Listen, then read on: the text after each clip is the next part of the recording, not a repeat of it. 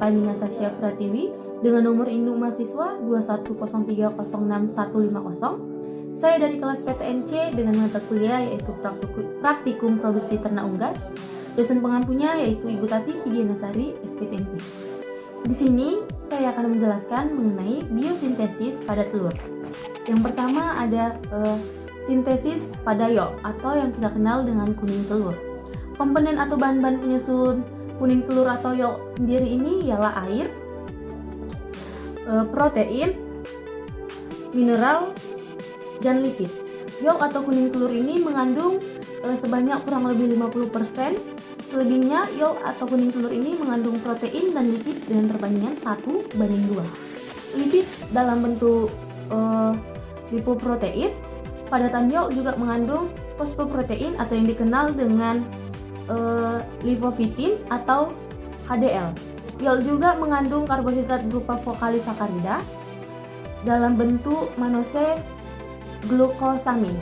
Hormon yang berperan dalam sintesis yolk ialah hormon gonadotropin atau dan steroid. Proses sintesis yolk sendiri ini berlangsung di dalam hati atau yang dikenal dengan liver. Sintesis yolk ini dimulai ketika pituitari kelenjar kecil di bawah otak melepas hormon yaitu gonadotropin dan steroid. Lalu bagian hormon tersebut yakni estrogen akan bergerak ke hati atau liver dan akan memulai sintesis yolk. Di hati dikumpulkannya bahan penyusun yolk seperti asam amino, fosfor, dan lipid, lalu akan disintesiskan dan hasil akhirnya akan terbentuk beta protein, veloginin, dan lipoteirin. Lalu ketiganya akan bergerak menuju oosit dan menembus lapisan-lapisan pada yolk. Lapisan pertama yaitu yang dikenal dengan TK layer. Lapisan kedua yang dikenal dengan granulosa layer. Sehingga akan terbentuknya yaitu yolk atau kuning telur. Selanjutnya di sini saya akan menjelaskan mengenai sintesis albumin atau putih telur yang terjadi dalam magnum dan prosesnya yaitu sekitar kurang lebih dari 3 jam. Protein pada albumin terdiri dari ovalbumin 54%, konalbumin 13%, ovamucin 11%, ovaglobin 8%, lisosin 3,5%, alfa dan beta, ovamucin sekitar 1-3%. Di albumin ini juga terdapat beberapa protein dengan level yang sangat kecil seperti ovidin 0,05%, flavoprotein 0,8%, ovakrobin 0,5%, ovoinhibitor 0,3%, ovoliprotein yaitu 1%, dan papain inhibitor 0,1%. Adapun hormon yang berperan dalam sintesis albumin ini yaitu hormon steroid dan hormon estrogen. Proses sintesis albumin ini akan disekresikan dan dikontrol oleh hormon estrogen yang larut dalam lemak.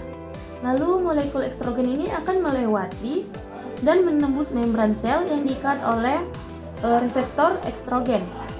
Kompleks estrogen yang tidak aktif dan kemudian membentuk 5S.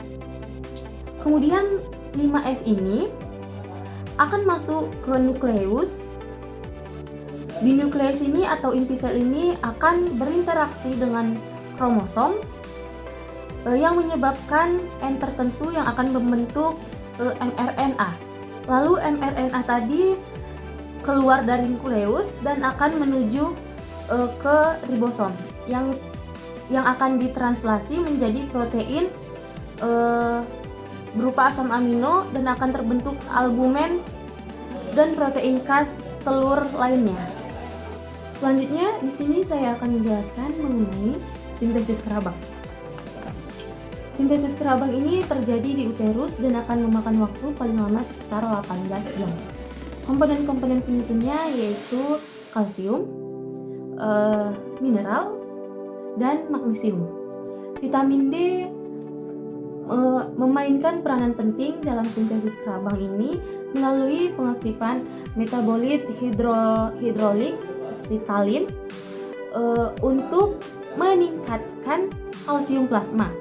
Adapun hormon yang berperan dalam sintesis kerabang ini ialah hormon steroid, yakni estrogen dan prostrogen.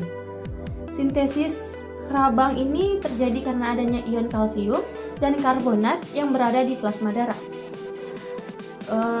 Ion karbonat ini berasal dari metabolik mukosa sel kelenjar kerabang, yaitu CO2 ditambah dengan H2O. Dengan bantuan enzim karbonat anhidrase menghasilkan asam karbonat. Lalu asam karbonat ini akan dipecah menjadi HCO3- ditambah dengan H positif, kemudian masuk ke dalam cairan dalam kerabang dan melepas hidrogen. Lalu kalsium dari plasma darah ini akan masuk ke cairan di dalam kerabang, kemudian bergabung dengan menyatukan CO3- dan akan menghasilkan kerabang telur atau kalsium karbonat. Sekian dari hasil video saya, kurang dan lebihnya saya mohon maaf. Saya akhiri dengan salam. Wassalamualaikum warahmatullahi wabarakatuh. Terima kasih.